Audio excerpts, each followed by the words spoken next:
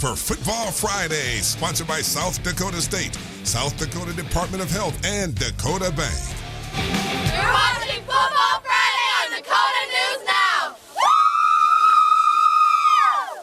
Now. Falcon cheerleaders from West Sioux, they've had a lot to cheer about this year. They're having a nice Absolutely. year. Welcome to yet another edition of Football Friday. I'm Mark Ovanen along with Cooper Seamer and Joseph Lemlin, who's just out of the side of the picture, and we've got the busiest show of the year.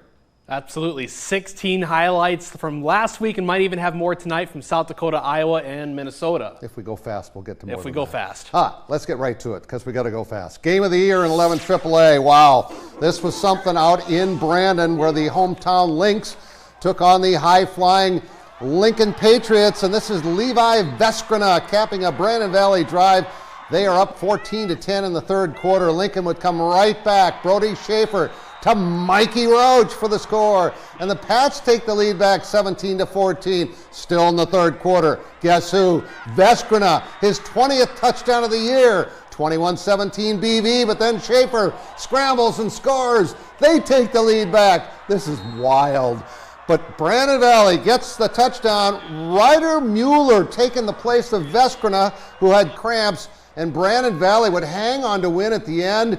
Your final score, 35-30 on a Lincoln fumble down near the goal line at the end of the game. Game of the Year candidate. We had another doubleheader out at Howard Wood Field tonight, and the nightcap is third-ranked Harrisburg taking on Roosevelt. In the beginning, for Harrisburg, it's Josiah Hines. It's his show early on. The running back taking it 11 yards to the house, and the Tigers lead 7-0. Their next drive, it's Hines again, this time making guys miss, getting past the line of scrimmage, and he is home free. 67 yards for his second score of the game. This one's still in progress. We take your scoreboard right now. Harrisburg leads over Roosevelt 45-0. That one actually just going final.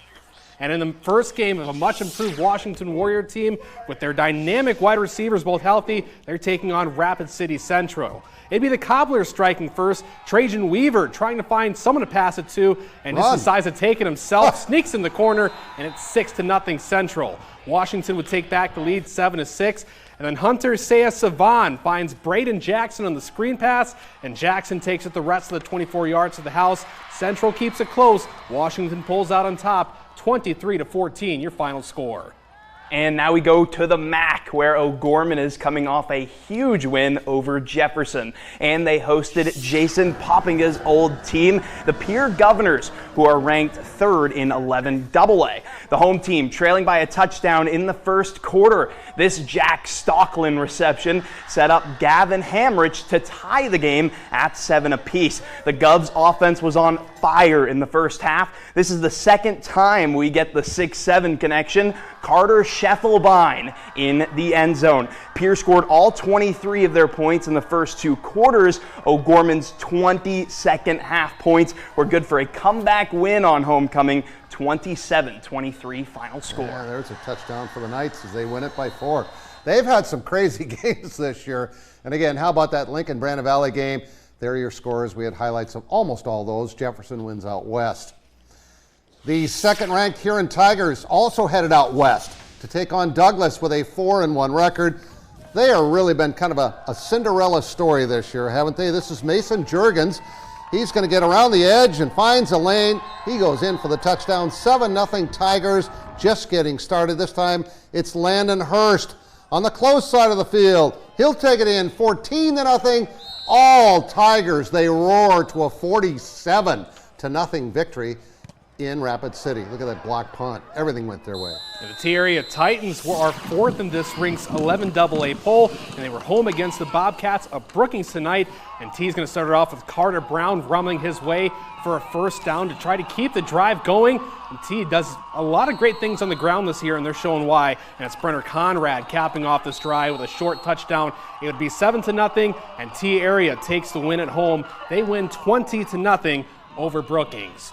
We'll take a last look at your AA scores as well. Sturgis upsetting Yankton. Huron with the win. O'Gorman again with the win. And Tea Area again with the win. Wow, the Scoopers beating top It's ranked. crazy. Oh, that's something else.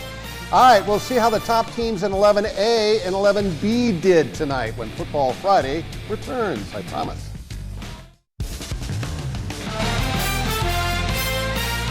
You're watching Football Friday, sponsored by South Dakota State, South Dakota Department of Health, and Dakota Bank.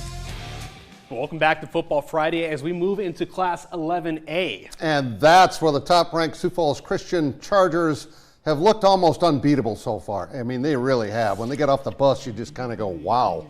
The Chargers, the only perfect record in 11A, and they look to keep it going against the Tanagers of Vermillion. Cooper Strandy with a touchdown run on their first possession. They were just getting started. That made it 7-0. Second drive, I'm going to show you this because Jude Prinz, watch him spin. He tries to get in. He thinks he's in. He's sure he's in. They call him down. They score a 1-yard touchdown run. But next possession, he's in for sure. Same guy, same combo. Jude Prinz with a touchdown. It was 27-0 when I left. Final score 48-7 in favor of the Chargers.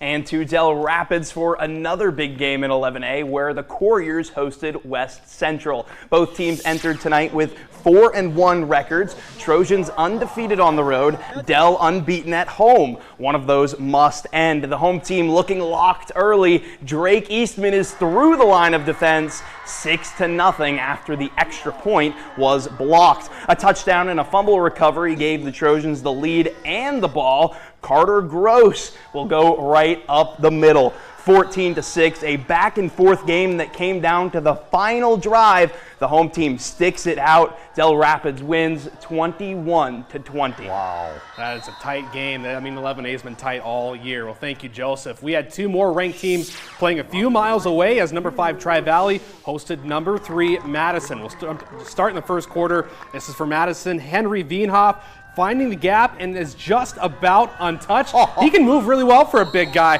and Madison would complete the 2-point conversion. It's 8-0 Bulldogs. Later in the corner, Wienhoff rolling out to his right, throwing a strike. Nolan Nielsen putting the Bulldogs up 14-0, and Madison just getting started.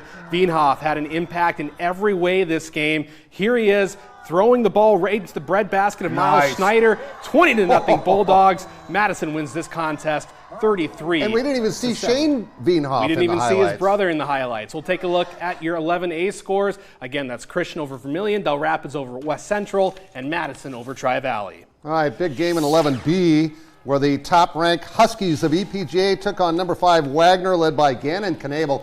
Knabel with a throw.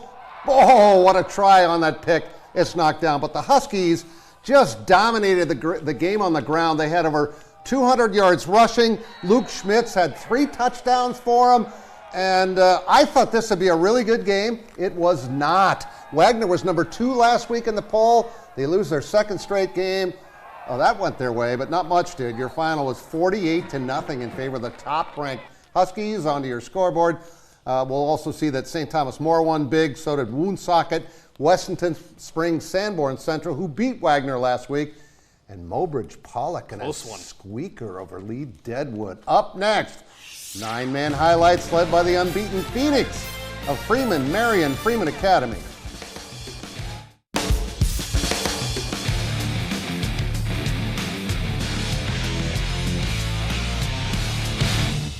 And it's time for 9-man football and the top team in 9AA. Coop, take it away. That's Phoenix, and they've been rising to the top spot in 9AA. Tonight they hosted Alec Austin and his Centerville Tornadoes. Second play of the game, Austin throws it right to Carter Weber, and the senior defensive back taking it down the sideline all the way to the house for a pick 6.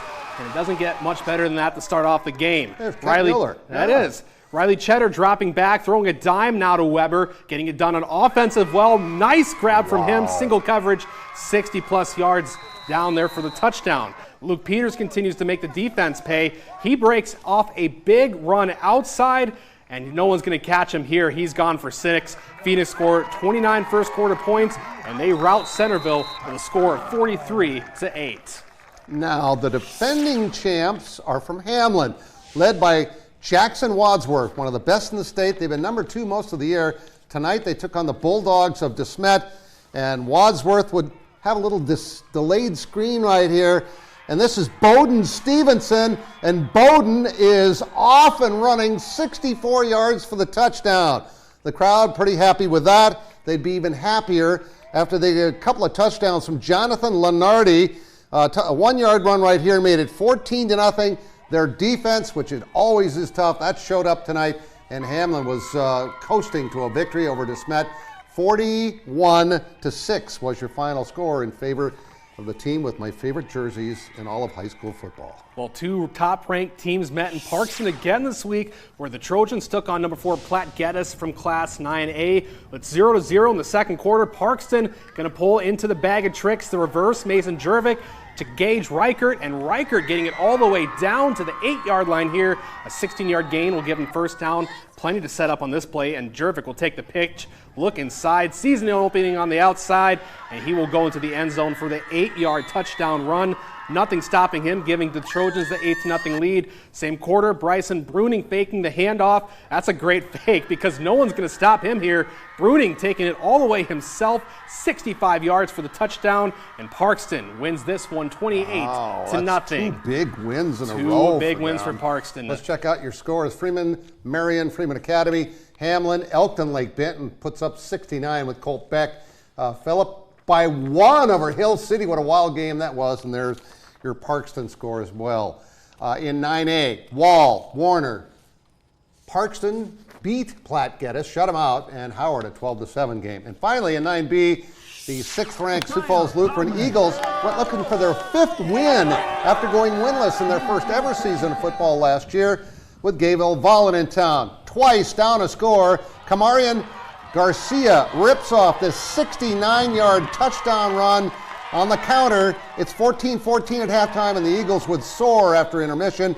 Rowan Becker, the quarterback, with the go-ahead run for the score that made it 20-14. The final was 36-14. They are now 5-2 on the year. Let's check out your scores from 9B. Sully Buttes rolls, Avon rolls, Faulkton over North Central, and Harriet Selby, big win as well. West Sioux, talking about big wins, tries to remain perfect. They also played for the Red Rock at Hills. Highlights from Iowa and Minnesota. Are you confused? Because I am too. That's next.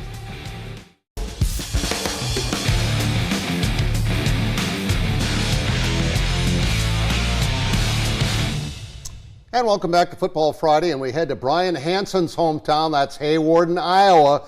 We hadn't been there this year. That's where the Falcons of West Sioux, remember a few years ago with Hunter Deckers and how prolific they were? They were unbelievable. Well, they're really good again this year. This is Braylon Lopez, 54 yards to the house. 7-0 in favor of the Falcons, and they're just getting warmed up. They got another good quarterback. Blake Wiggins drops back, throws to Gavin Garrettson, follows his blockers, and he's going to go 40 yards for the score. That makes it 14-0 now in favor of the Falcons. And again, like I said, Wiggins, he's good. Braylon Lopez, 43 more yards, 21-0. It was all Falcons. 55-zip was your final. Let's roll through the Iowa scores quick. West Lyon, 48-7. You got Sioux Central won along with West Hancock. MMCRU along with Unity Christian. Western Christian by a point.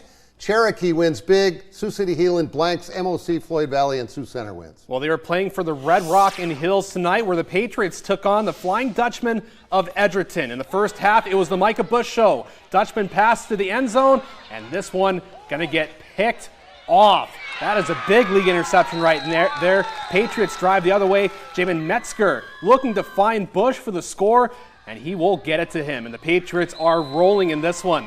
Later on, it's Bush. This time he's on a sweep. He's going to weave through the Edgerton defense, and he's going to make it look easy. The Patriots dominate on the home field, and they hand the Dutchman their first loss here, 41-6. Micah Bush just showing up tonight. Run. Barry Sanders-like there. We'll take a look at your Iowa scores there.